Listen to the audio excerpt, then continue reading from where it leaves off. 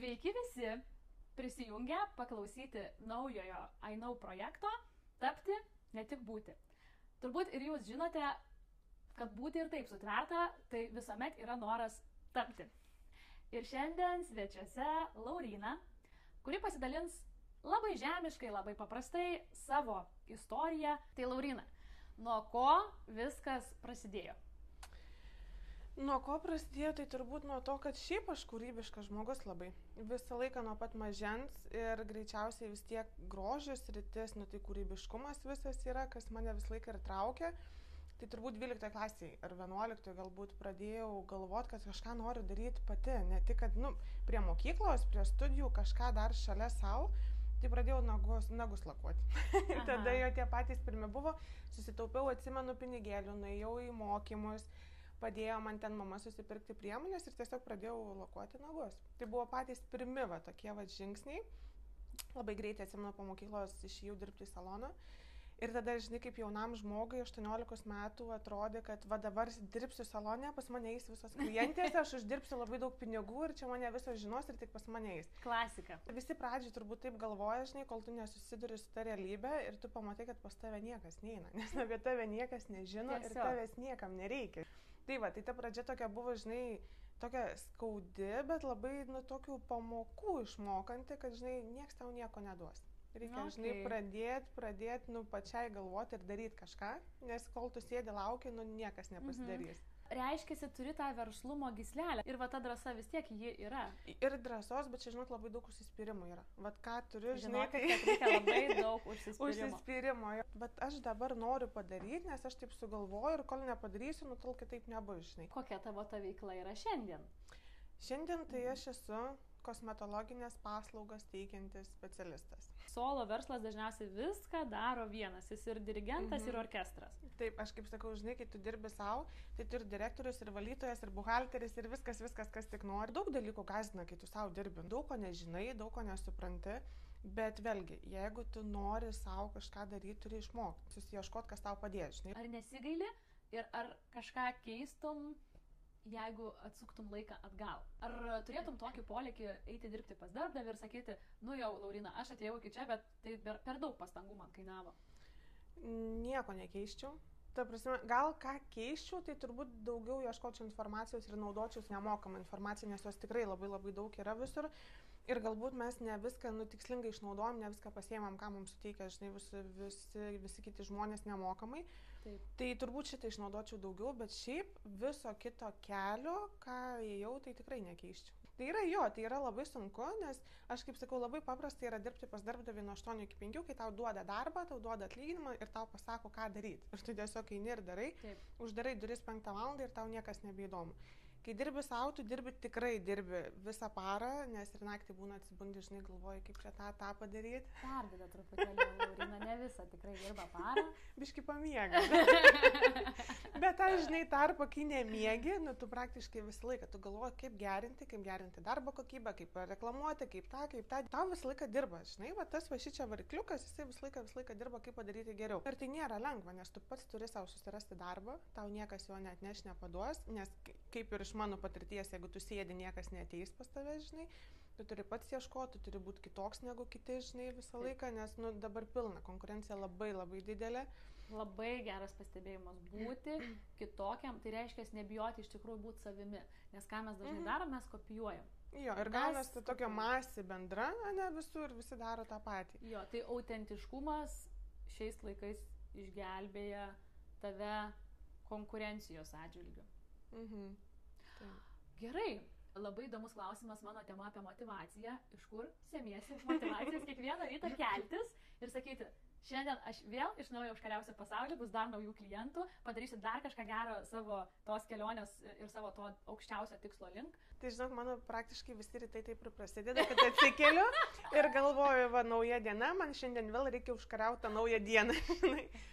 Tai žinok, ta motyvacija, tai jinai atsiranda iš to, kad aš noriu turėti tos laisvės savo, daryti tą, ką aš noriu daryti, ką myliu daryti. Ir aš žiauriai myliu savo darbą, man patinka. Realiai kiekviena diena yra kažkoks truputį išėjimas iš komforto zonos. Taip. Ir man šitas žiauriai patinka, nes man tas toksai užsisėdėjimas, kai tu sėdi ir darai tą patį, ten mėnesį, metus, 2, numuša visas motivacijas ir viską. Aišku, motivacija yra dirbti savo, ne darbdaviui. Čia viena iš pagrindinių turbūt, nes aš 10 metų pradirbau darbdaviui ir šalimais dar dirbau ir savo. Tada mano tikslas visą laiką buvo, kad pradėti dirbti tik tai savo ir uždirbti pinigus savo ir viską daryti tik tai savo turėti laisvę, kad aš galėčiau pati savo reguliuoti, kada aš einu atostogų, kada aš einu miegoti, kada aš dirbu, kada nedirbu. Tai ta motivacija, jinai vis tiek kažkada pasibaigia. Vieną dieną, jinai, žinai, atsikeli su motivacija viską daryti, kitą dieną atsikeli, kur nieko nenori ir gal čia eit pas tą darbdavį, žinai, ir dirbti, nes nieko daryti nereikės. Nereikės galvoti, žinai, kaip tau ką daryti. Tai prie motivacijos aš visą laiką ir pati labai daug šneku ir pas save Instagram'e apie discipliną, žinai, kur tu turi turėti tikslus ir turi juos daryti. Ten nori, nenori kartais, bet, žinai, atsikeli ir, supranti, kad tu turi daryti.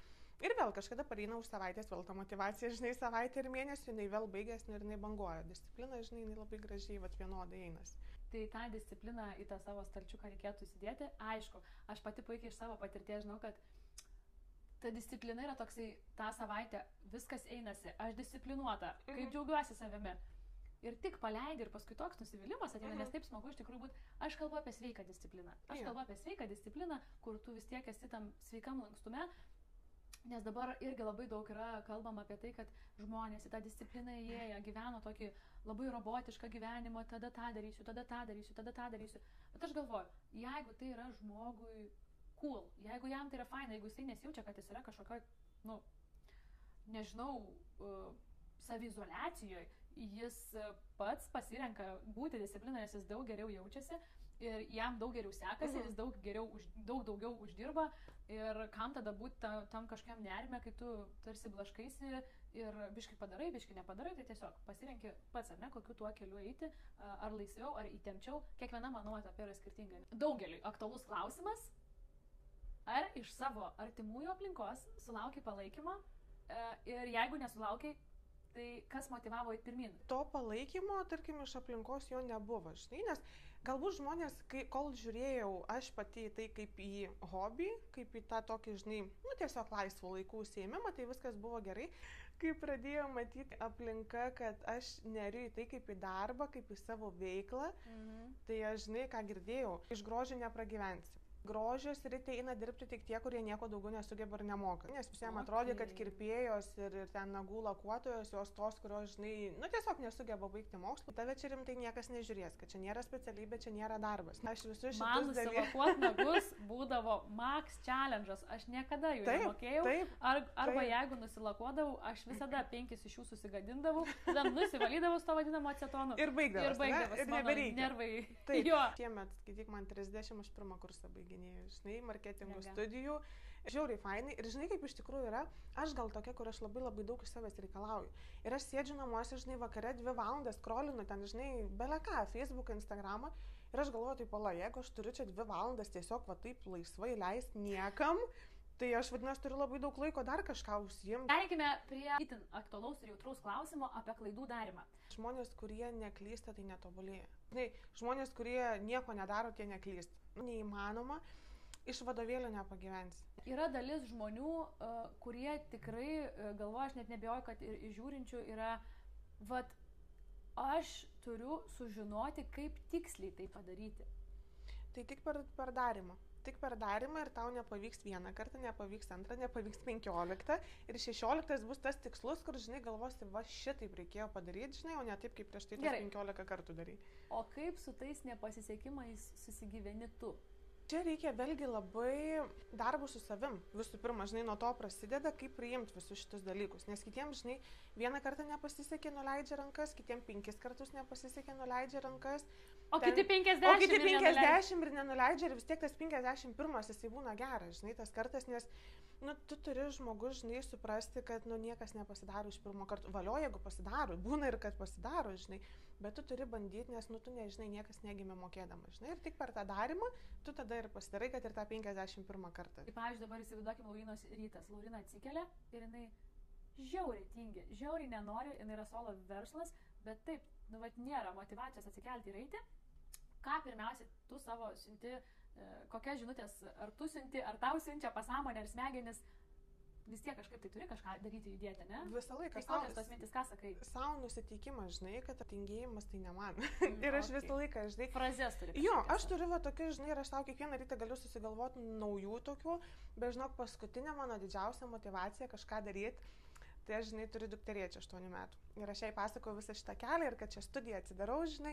Ir aš jai tai paprasčiau truputį pasakoju, kad grožio salonas. Sakau, mažas grožio salonas. Ir jinai sako, tai Laurina, tu dabar būsi direktorė. Ir, žinok, bet taip nuoširdžiai vaikas.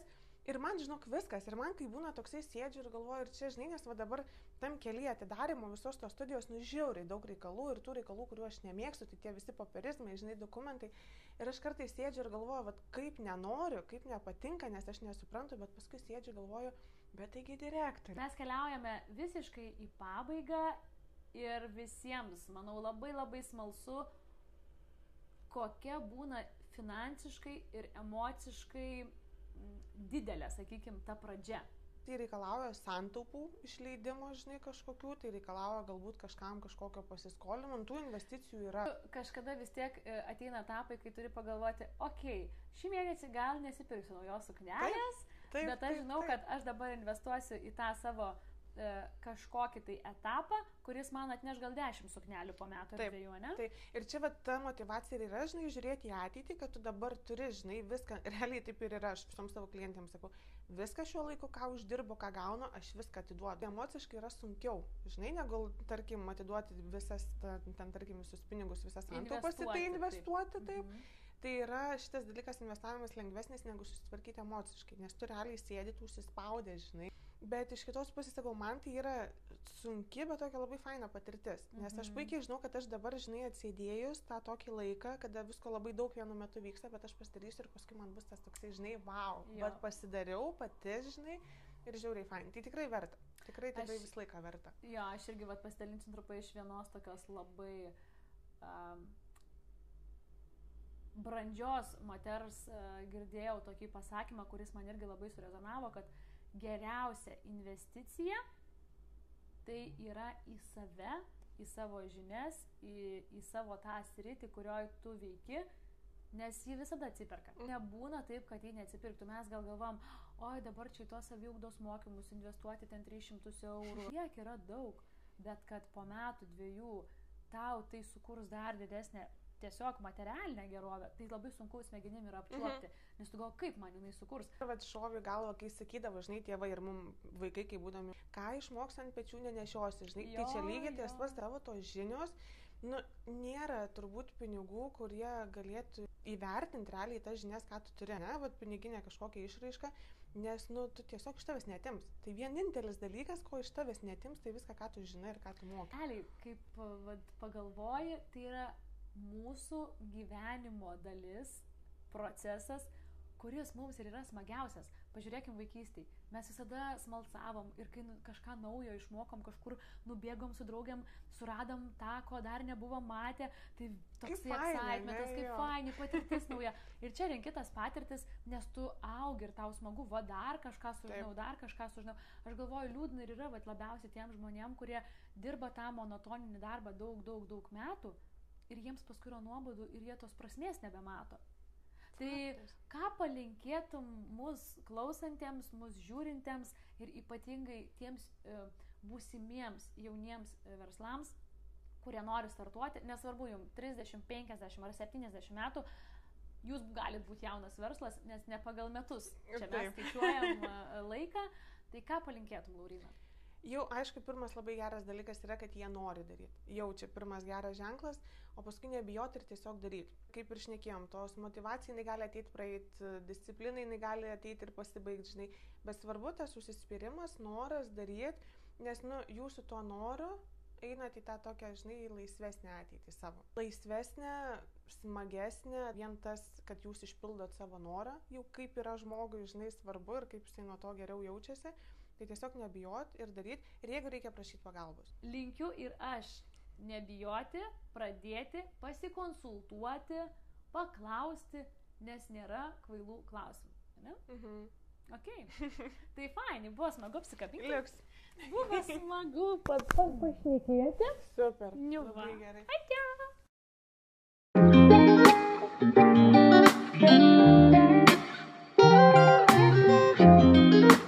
Iki.